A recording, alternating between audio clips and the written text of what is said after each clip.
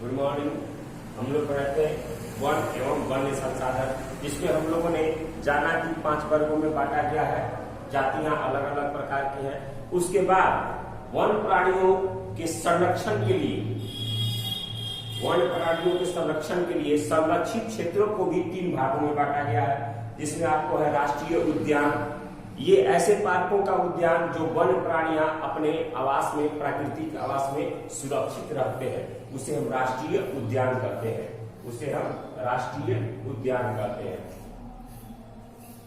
राष्ट्रीय उद्यान।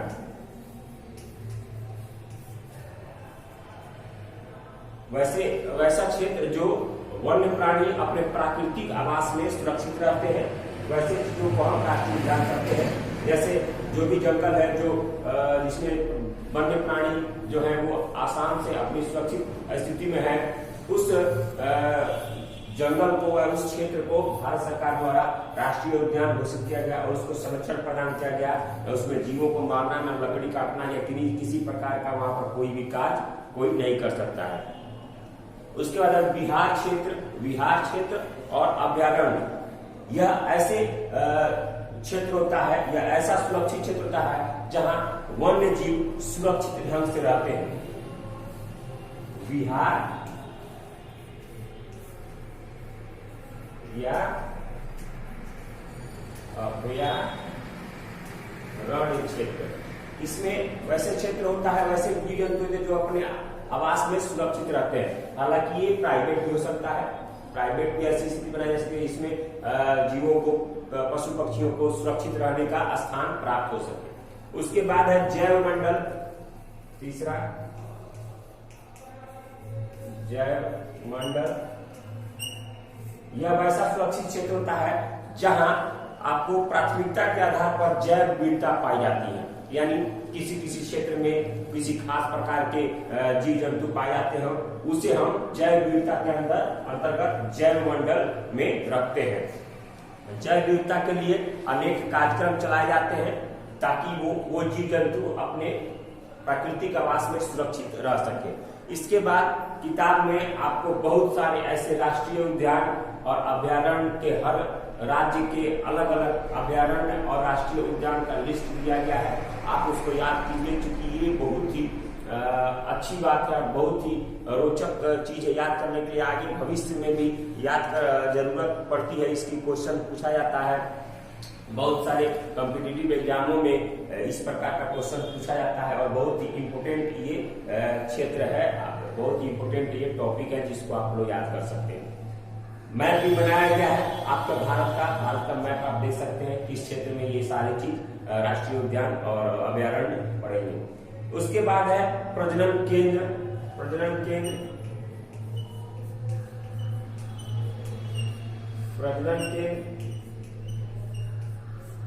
ये वैसा क्षेत्र होता है जिसमें जीवों में प्रजनन दर की अगर कमी आती है तो उनको वैसी स्थिति मुहैया कराई जाती है, वैसी प्रजातियां जिसके प्रजनन दर में कम होने की संभावना रहती है, उसको वो चीज प्राकृतिक तरह से सुविधा दिलाई जाती है जीव जंतुओं को ताकि उनका प्रजनन हो सके और उनकी स्थिति बरकरार रहे, उनकी दर बरकरार रहे, वो समाप्त नहीं हो। तो उनके प्रजनन के लिए वो सारी स्थितियां वो आपको उपलब्ध कराई जाती हैं।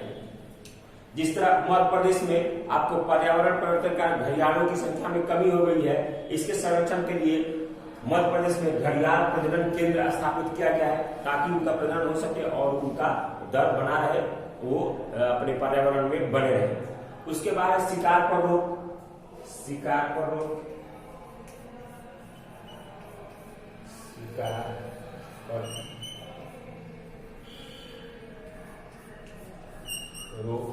हम जानते हैं जंगली जानवरों का शिकार करना आज भी प्रचलित है।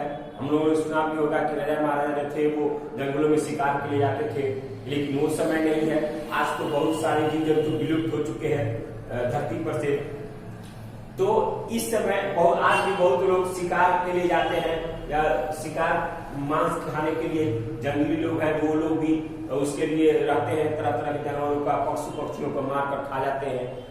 किसी किसी हाथी दांत के लिए हाथी को मारना, शेर की छाल के लिए शेर को मारना, हिरण को मारना, बारहसिंगा के सींग के लिए मारना, तमाम तरह की ऐसी सब बातें हैं जिससे के लिए शिकार किया जाता है। तो सरकार के द्वारा शिकार पर पूरी तरह से रोक लगा दिया गया, यानी किसी भी जानवर का शिकार करना कानूनन अपराध है, उसके लिए सजा भी है।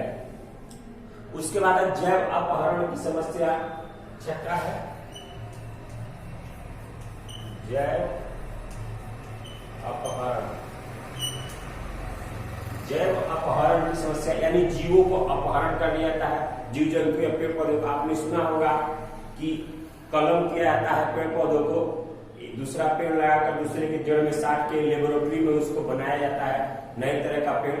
तो इसके कारण भी कई तरह के पेड़ पौधे या कई तरह के जीव जंतुओं में प्रयोग करने के लिए उनको लिया जाता है। तो ये समस्या भी है, उनके कारण भी कई जीवों में वो कमी आने लगती है। तो जिसे हम जैव अपहरण की समस्या बोलते हैं, वो भी समस्या है जिस पर आपको पूरी तरह से रोक लगा दी गई है।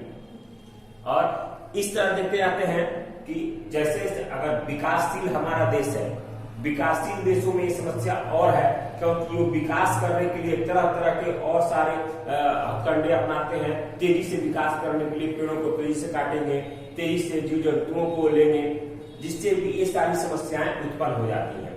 तो इन समस्याओं को रोकने के लिए ही सरकार ने संरक्षण प्रदान किया है और संरक्षण के तहत इनका बचाव करती है। तो आज के वीडियो में इतना ही। अगले वीडियो में हम और सारे टॉपिक के साथ और सारी चीजों के साथ मिलेंगे। धन्यवाद।